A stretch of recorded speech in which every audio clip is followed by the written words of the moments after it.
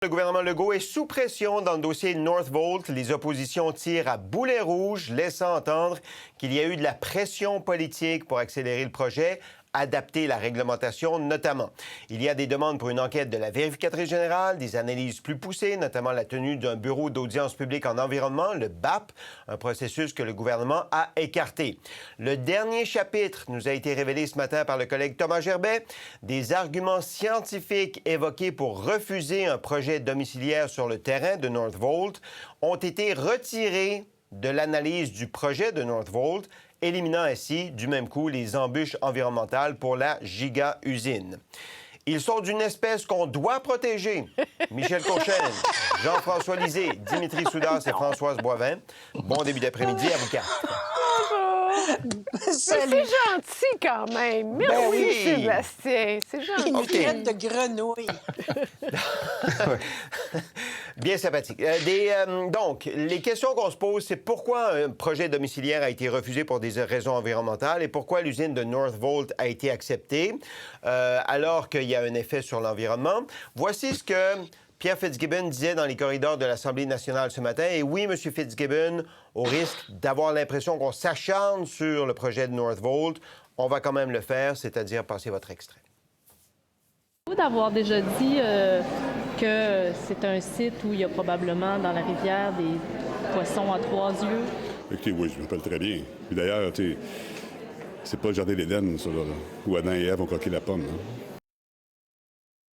Ce n'est pas le jardin d'Éden où Adam et Ève ont croqué la pomme. Bon, alors, juste pour comprendre, voici la comparaison des deux projets, le projet domiciliaire et le projet Northvolt. Donc, MC2, c'est le promoteur du projet résidentiel. C'était 65 000 mètres carrés, alors que Northvolt, c'est 2 fois plus, 138 000. L'analyse de la perte permanente de milieux humides avait été jugée non conforme pour le projet résidentiel et conforme pour Northvolt. Le délai avant la décision, 2 ans, 9 mois, 27 jours pour le projet domiciliaire, 4 mois et 1 jour pour Northvolt. Donc, ça a été rapide. On a refusé le projet domiciliaire, on a autorisé le projet de Northvolt. À la lumière de ça, M. Legault nous dit, c'est pas tout à fait les mêmes projets, il ne faut pas les comparer. Et pour reprendre l'analogie fruitière, M. Legault était dans les corridors de l'Assemblée nationale avec une démonstration physique de ce qu'il voulait dire. On l'écoute. Dans le dossier Northvolt, avec l'immobilier, un projet immobilier puis un projet industriel. Donc, il ne faut pas mélanger les pommes avec les oranges ou avec les bananes. OK, pommes, bananes et oranges. On est dans le département des fruits. Donc, il ne faut pas comparer les deux projets, nous dit M. Legault. Ça donne quand même l'image d'un gouvernement qui... Bon, est-ce que ça donne, Jean-François, l'image d'un gouvernement qui s'est un peu mis à genoux devant Northvolt? Jean-François. Vous avez failli donner votre opinion, là, Sébastien. Vous avez failli. Bon, écoutez, je comprends très bien l'argument que le gouvernement de la CAQ, M. Legault, essaie de donner. C'est-à-dire que lorsqu'on a un terrain qui est contaminé, on n'a pas le même besoin de décontamination pour une usine que pour de l'immobilier où des gens vont habiter. C'est ce qu'il essaie de nous vendre aujourd'hui comme argument. Mais ce n'était pas l'argument qu'utilisait l'analyste du ministère de l'Environnement pour refuser le projet immobilier. C'était pas cet argument-là qu'elle utilisait. Elle disait, et je cite ce que votre collègue Thomas Gerbet a eu, elle a dit non au projet immobilier parce qu'il portait, je cite, atteinte à la fonction de conservation de la biodiversité que remplissent les milieux humides. Et ensuite, elle expliquait que c'était très important, les milieux humides, compte tenu de leur valeur écologique, et que ce serait néfaste pour l'environnement d'en détruire une partie. Mais le projet Northvolt en détruit une bien plus grande partie.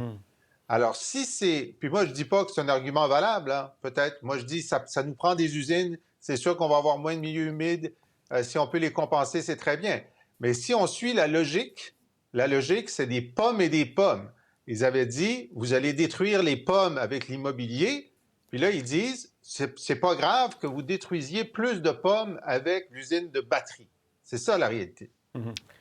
Est-ce Michel, le ministre de l'Environnement, M. Charette, a cité ce matin à l'Assemblée nationale un extrait du jugement d'un juge qui s'était prononcé sur une injonction que voulait obtenir un groupe environnemental pour arrêter les travaux de coupage, de coupe d'arbres sur le terrain de Northvolt. Et il dit, dans le jugement, le projet immobilier proposé par le promoteur avait pour effet de détruire 66 des terres humides utilisées par un petit oiseau qui s'appelle le blongiot. Or, les travaux approuvés par le ministère dans le cadre de Northvolt ne prévoient pas la destruction de l'habitat du petit blongiot. C'est ça, un petit blongiot, semble-t-il. C'est mignon. Donc, oui, c'est mignon, c'est un oiseau. Donc, ils disent...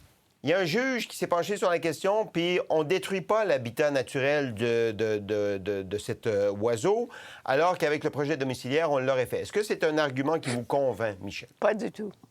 Non, Pourquoi? pas du tout, parce que c'est plus gros que ça. L'étude, puis Thomas Gerbet, c'est très détaillé. C'est intéressant de lire la comparaison entre les deux. Il y a des habitats naturels, puis il y a les milieux humides, et puis tout ça a été reconstitué au fil des années parce que c'est quand même une usine d'explosifs qui était sur ce terrain-là, puis la nature a repris ses droits. Alors, puis là, c'est la nature a repris ses droits sur ce terrain-là, très honnêtement. C'est ce qui est démontré, Dimitri. C'est démontré, là, quand on lit, c'est assez clair pour moi, puis ça existe, une nature qui reprend ses droits. Maintenant, ce qui serait intéressant de savoir, c'est toutes les mesures de compensation, puis faire la distinction entre la phase 1 et la phase 2. Et ça, cette distinction-là n'est pas claire dans mon esprit. Probablement que si nous tous, on se rendait sur les lieux, puis quelqu'un nous l'expliquerait, on comprendrait très bien. Mais ce qui ressort de ça, à tous les jours, et c'est ça le drame pour le gouvernement, c'est le fait de ne pas avoir été transparent, le fait de ne pas avoir eu ce fameux BAP, le fait de ne pas d'avoir laissé autant de questions en suspens, bien, ça donne ce que ça donne. Les journalistes creusent, puis finissent par trouver davantage de zones nébuleuses qui soulèvent la méfiance, le doute, puis où on remet en cause la crédibilité du gouvernement. Sébastien, il y a peut-être une explication que je vais risquer, qui n'est pas secrète. Thomas Gerbet l'avait mentionné aussi dans des reportages antérieurs, mais rappelez-vous à quel point l'entreprise a insisté sur le calendrier en disant « on est très pressé ». On est très pressé de construire. Il faut qu'en 2025, fin 2025, cette usine-là soit en opération. Pourquoi? C'est une entreprise qui démarre cette filière-là, mais c'est une entreprise qui a quand même été chercher 5 milliards de dollars en investissement. Alors, il y a des investisseurs qui ont contribué à ça. Moi, je ne sais pas, là, c'est des sommes colossales. Alors, quand tu es investisseur, tu veux un retour sur ton investissement. Et il semblerait que, et ça, Thomas Gerbet l'a déjà expliqué, il y a des clients qui ont besoin de ces batteries en 2026. Il y a donc un caractère d'urgence. Et probablement que dans les discussions, l'entreprise a dit, écoutez, nous, on va s'installer au Québec si vous êtes capable de répondre à cette urgence-là parce qu'on a des impératifs financiers. Et il y a 2 ou 3 semaines, on a fait écho très rapidement de manque de liquidité pour l'entreprise. Alors, il y a certainement des enjeux financiers qui sont extrêmement importants, qui font en sorte que le gouvernement a dit bien, OK, on va répondre à tout ça parce qu'un BAP, ça prend au moins 1 an et demi. Puis je concède que c'est parfois trop long dans une situation d'affaires comme celle-là, mais probablement que... Et c'est ça que le gouvernement ne dit pas, ne peut pas dire, mais tous ces éléments-là font qu'on a mauvaise presse, alors que on est d'accord avec le projet. Voilà. On est d'accord. On veut juste de la transparence, des réponses aux questions. Dimitri. Moi, je suis de l'équipe pommes et bananes et non pas pommes et pommes, comme mon ami Jean-François. Et je vais vous dire mon raisonnement. Premièrement, ce site. La superficie totale du site est 18 millions de pieds carrés. 18 millions de pieds carrés. Deuxièmement, le projet immobilier. Puis si on peut remettre le tableau en ondes, s'il vous plaît.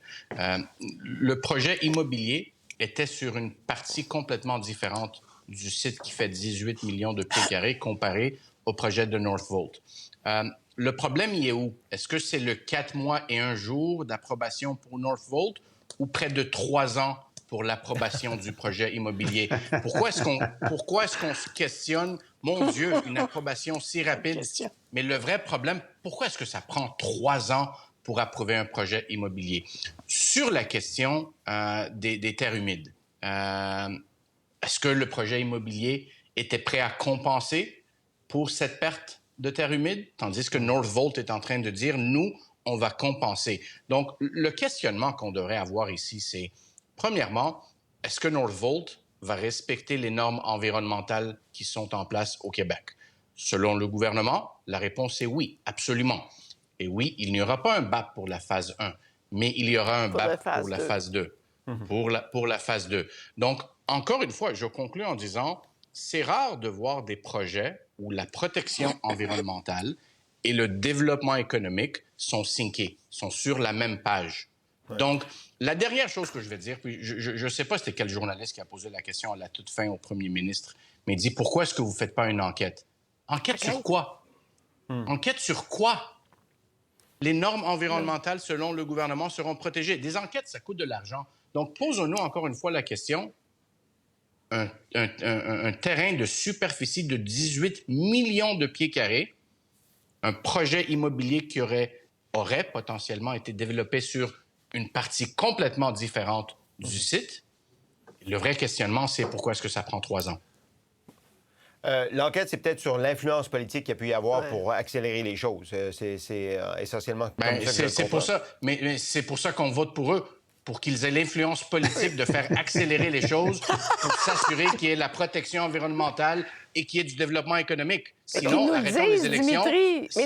Sinon, arrêtons les élections puis laissons la job aux fonctionnaires. Ils peuvent gouverner le Québec tout seuls.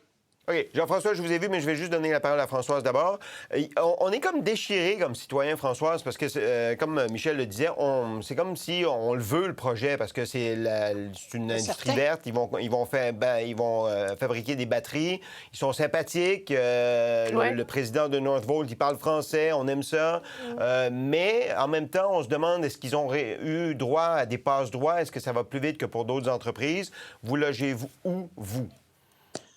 Bien, je vais peut-être en surprendre, là, mais on a des obligations internationales aussi. Hein? On a pris des engagements, le Canada, le Québec, d'avoir certaines émissions zéro par certaines dates.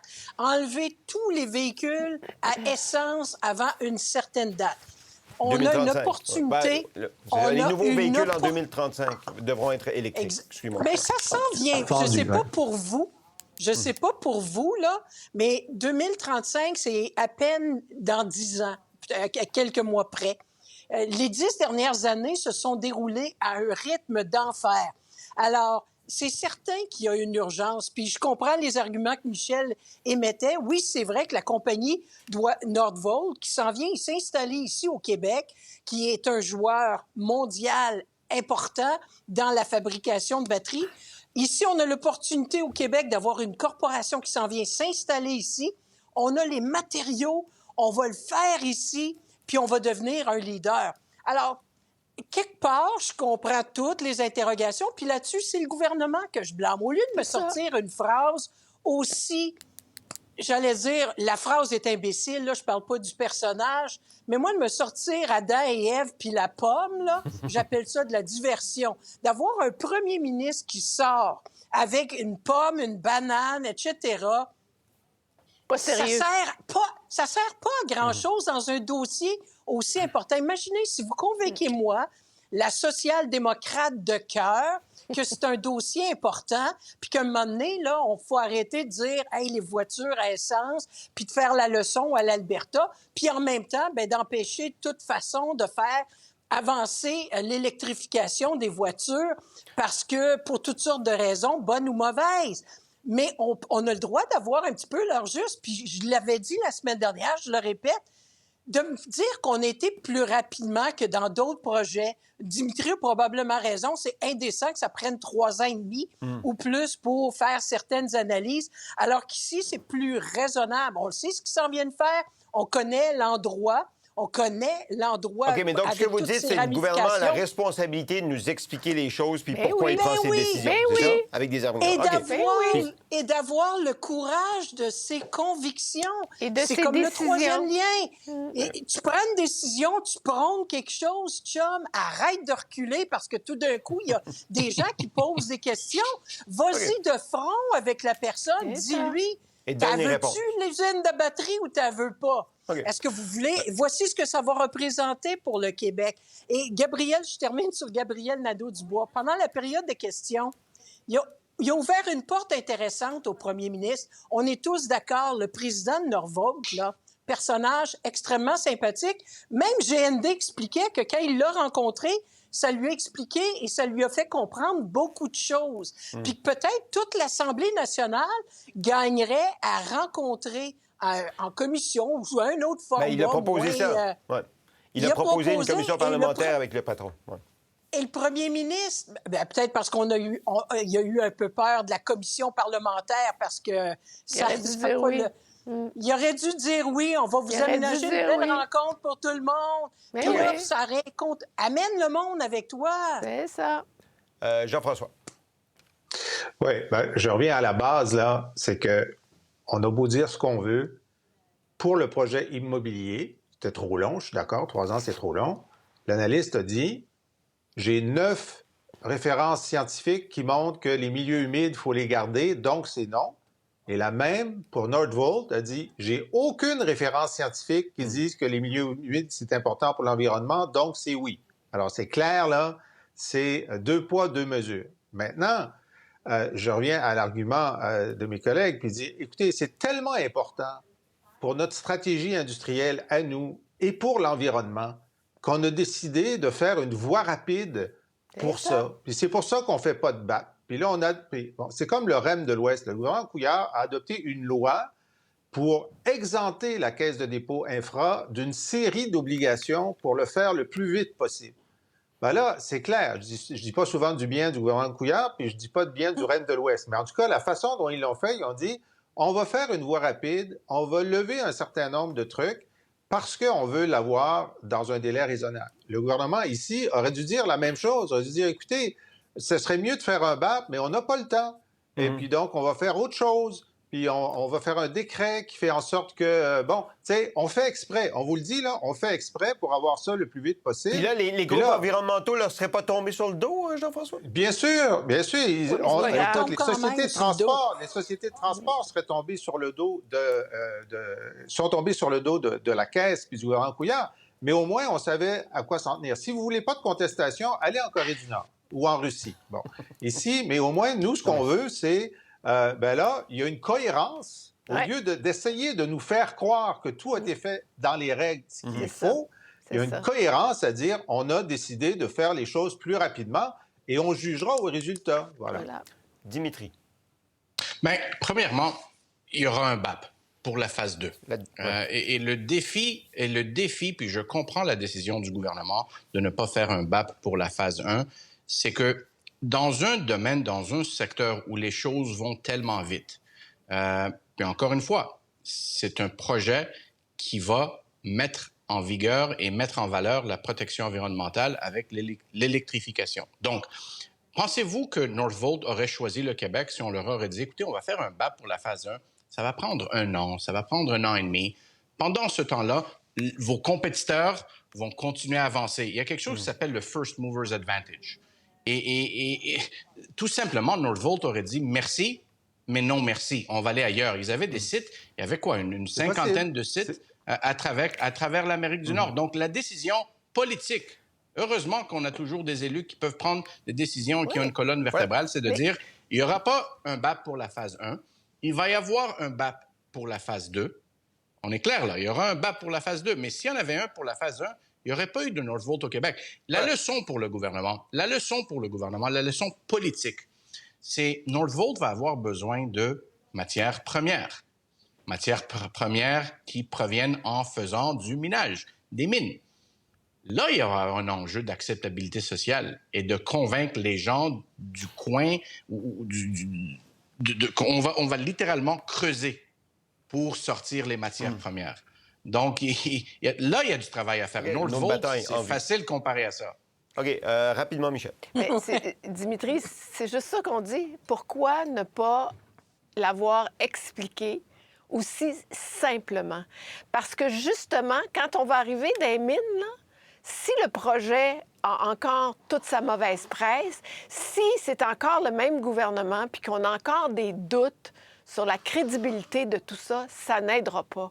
Alors qu'on aurait pu s'éviter politiquement toutes ces questions et tout ce psychodrame, parce que ça en est presque un, sur le gouvernement. Et c'est un problème de communication. Et c'est comme une vieille façon de décider. On est en 2024. Fais appel à l'intelligence des citoyens et même des écologistes, parce que les écologistes, il y en a qui comprennent, puis qu'il faut juste trouver le bon équilibre. Tout ce qu'on dit, c'est explique-le-nous. Et ça va donner une meilleure réputation puis une meilleure crédibilité à l'ensemble et du gouvernement, du projet et des promoteurs. Pour voir nos émissions en entier, rendez-vous sur la chaîne Ici RDI.